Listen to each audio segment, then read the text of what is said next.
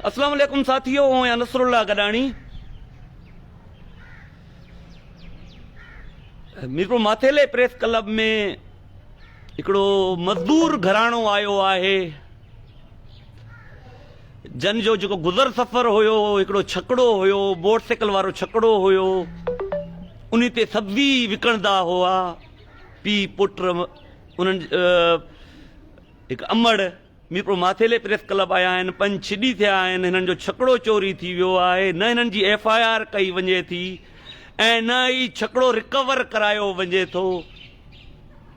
सुहांजणे मां हिते लॾे आया हकेलाल जी मज़दूरी कंदा, पोरियो कंदा, पर हिते नाअहल करप्ट अनवर खेतरान जहिड़ा SSP वेठा आहिनि। कोई इंसाफ़ कोन्हे, कोई कानून कोन्हे, मिसकीननि लाइ, पोरियतनि लाइ को ॿुधण वारो कोन्हे। अचो हिननि खां हाल अहवाल वठूं था, पोइ पाण SSP ते बि रोशनी विझूं था ऐं होम मिनिस्टर सिंध हारिस नवाज़ उन ते बि रोशनी विझूं था।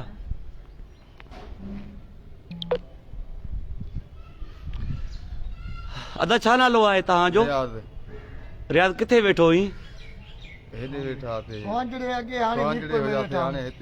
मीरपुर में वेठा आहे। छा थियो आहे? कॾहिं छकड़ो चोरी थियो आहे? छकड़े ते कहिड़ो कमकार कंदो हुए अबा? पुलिस भी ॾिसंदो हो। जी वाह। पुलिस भी उते ॾिसंदो हो, असां मथे सऊदी हलाईंदा हुआसीं। सऊदी हलाईंदा हुआ। गरीब मिसकीन हूं। हाणे छा थियो आहे? हाणे छा? 5 ॾींहं आहे, असां पुलिस खे चयोसीं, पुलिस कुझु नथो करे। असां गरीब मिसकीन हूं, आख़िरी तव्हां ॾे आया हूं। FIR कराइण लाइ विया हुए? हा वियासीं, उते उहो बि न थियो।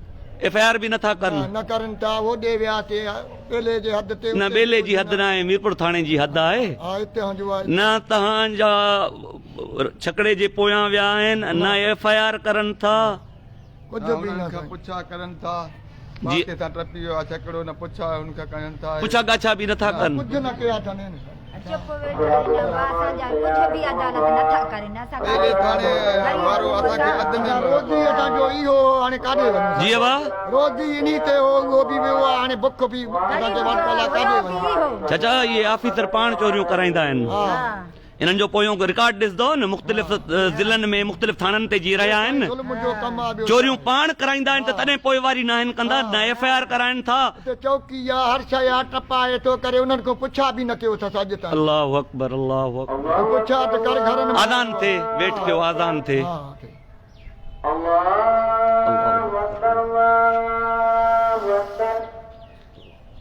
أشهد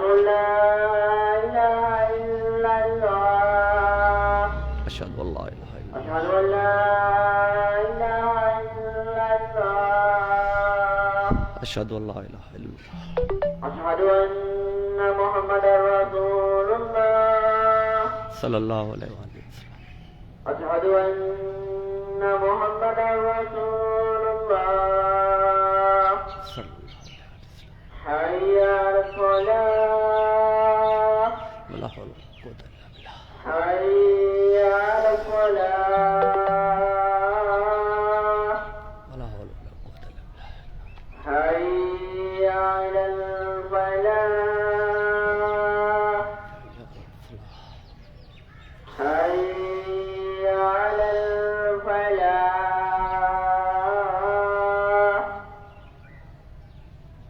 الله أكبر الله أكبر الله أكبر الله لا إله إلا الله أعوذ بالله من الشيطان الرجيم بسم الله الرحمن الرحيم لا إله إلا اللهم الله رب هذه الدعوة التامة والصلاة القائمة آت محمدا الوسيلة والفضيلة والدرجة الرفيعة وبعثه مكانا محمودا الذي وعدته وارزقنا شفاعته يوم القيامة إنك لا تخلف الميعاد. चाचा छा चाहियो था? सही हाणे कयूं पियो। असां चऊं था असांजो मिले, असां ग़रीब हूं, मिसकीन हूं, रोज़ी कयूं, असां अचूं था भॼी पुलिस ॾे, पुलिस कुझु नथो करे। अॼु हीअं कंदुमि, हीअं वेंदासीं, पुछा ई न कयो अथसि कंहिंखां। कंहिंखां पुछा ई न कयो अथनि जो हितो छकड़ो टपियो आहे, तव्हां किथे हुयो? वरी आयासीं, दाद करियूं, ग़रीब जो दाद बि कोन्हे।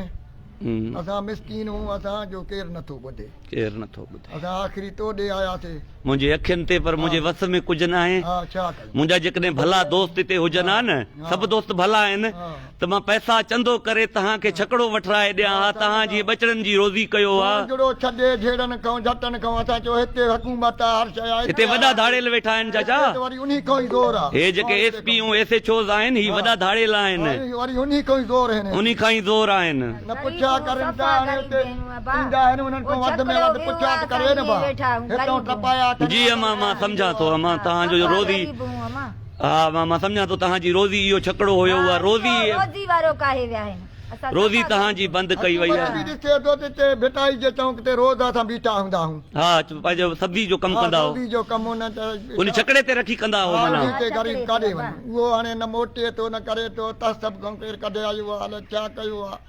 चाचा इहो पुलिस जो कमु आहे न, ॻोल्हण, हथ करणु, ॿियो त छॾ FIR बि नथी कई वञे। नथो करे। ठीक है बा। साथियों, ये गंदे किरदार देखें मेरे SSP घोटकी अनवर खेतरान के। ये बेचारे इस छकड़े पे, लोडर छकड़े पे सब्जी रख के फरोख्त किया करते थे, अपने बच्चों की रोजी किया करते थे। 5-6 दिन हुए इनका वाहिद रोजी का जरिया छकड़ा चोरी हो गया है, वो लोडर रक्षा चोरी हो गया है। न इनकी FIR काटी जाती है, न रिकवरी की कोई कोशिश की जाती है, और ना ही कोई पूछगछ किया जाता है। लानत हो तुम पर home minister Sindh Haris Nawaz brigadier retire, लानत हो। कैसे कैसे करप्ट SP आप तैनात करते फिर रहे हो अनवर खेतरान। ये चौकी इंचार्ज के भी अहल नहीं है, जालिम है, करप्ट तरीन है। यहां पर मीरपुर माथेलो में मंशियात के अड्डों की सरपरस्ती कर रहा है, जिन मंशियात के अड्डों से रोजाना नौजवान हमारे अजल का शिकार होते हैं। ये खुद चोरियां करवाते हैं, ये अपने लोगों के थ्रू खुद चोरियां करवाते हैं, फिर चोर को जाके पकड़ते हैं, चोर से लाखों रुपए ईंटते हैं, मगर हमारे मिस्कीनों के लिए कोई कानून नहीं है। उनका छकड़ा, अरे आप लाखों रुपए रिकवर कर लेते हैं तो 1 लाख रुपए खर्च करके इनको एक छकड़ा तो लेकर दो। शर्म की बात है। होम मिनिस्टर सिंध हारिस नवाज के लिए ये कहां जाएं? अब इनके पास कौन सा रास्ता बचा है? ये अभी चोरियां करें, डकैतियां करें, और इनके पास कौन सा रास्ता बच गया है? ये पुलिस वाले, ये पुलिस अफसरान खुद चोरियां करवाते हैं। होम मिनिस्टर सिंध हारिस नवाज, अपना किबला दुरुस्त करो। SSP घोटकी अनवर खेतरान को हटाकर फौरी तौर कोई अच्छा सा, जिसमें थोड़ी सी इंसानियत हो, अच्छा सा SSP मुकर्रर करो, वरना इतना आपकी मैं जमीन तंग कर दूंगा हारिस नवाज ब्रिगेडियर, इतना मैं आपकी धरती तंग कर दूंगा कि आप खुद रिजाइन देने पे मजबूर हो जाओगे। इनका कौन है? इनकी मालकी कौन करेगा? इनकी कौन चोरी रिकवर कराएगा? ये गरीब हैं, थाने से धक्के देकर इसको निकाला जाता है, इनको निकाला जाता है, इनकी FIR तक काटी नहीं जाती। हारिस नवाज, होम मिनिस्टर सिंध, हटाओ इस करप्ट नाअहल हैवान SSP घोटकी अनवर खेतरान को हटाओ और कोई अच्छा सा अफसर तैनात करो, वरना आपका हशर मैं इतना बुरा करूंगा ना, वो खुद भी आप समझ रहे हैं। यार कोई जुल्म है, कहर है, इनकी चोरियां हो जाती हैं, इनके जो जरिए मुआश है वो खत्म किया जाता है, पुलिस FIR तक काटने के लिए तैयार नहीं। शेम शेम हारिस नवाज, ये आपके लिए शर्म का मकाम है। हो सके तो इनकी रिकवरी करवाएं, और इस SSP को, जो एक चौकी इंचार्ज के भी लायक नहीं है, घटिया तरीन SSP है, घटिया तरीन, इसको हटाओ, इसको घर भेजो। ना इसमें जमीर है और ना ही इसमें कोई इंसानियत नाम की कोई चीज है।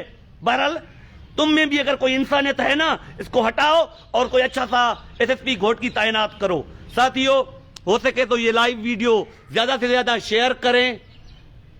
इनका जो रोजी रोटी का जरिया था छकड़ा, लोडर छकड़ा, वो चोरी कर दिया गया है, उस पे ये सब्जी बेचा करते थे। अब ये बेचारे 5-6 दिन से बेरोजगार बैठे हुए हैं, इनके पास और कौन सा रास्ता है? सब्जी बेचने वाले के पास कितने कहां से पैसे लाएगा? छकड़ा खरीद करने के लिए कहां से पैसे लाएगा? ये कैसे अपने बच्चों की रोजी करेंगे?